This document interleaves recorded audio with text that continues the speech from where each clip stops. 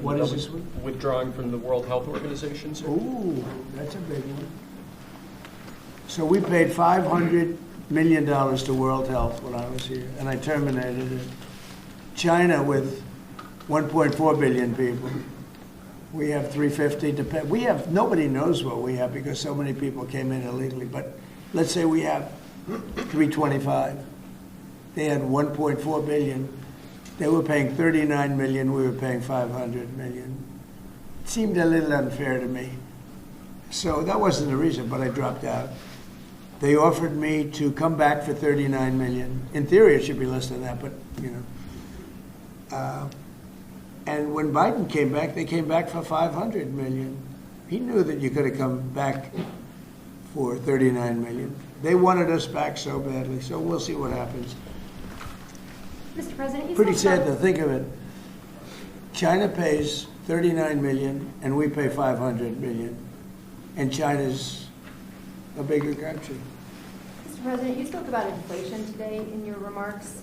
What actions are you taking today that will have a direct impact for Americans on their everyday costs to bring the Well, cost down? The biggest thing and factor for inflation is energy.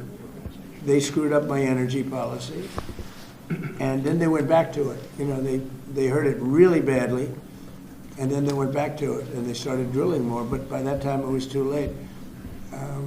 Many of these things that we're signing and that Doug Burgum is going to be signing, and Chris Wright, who's phenomenal at, Energy, Department of Energy, we're going to be taking a lot, we're going to make a lot of money from energy.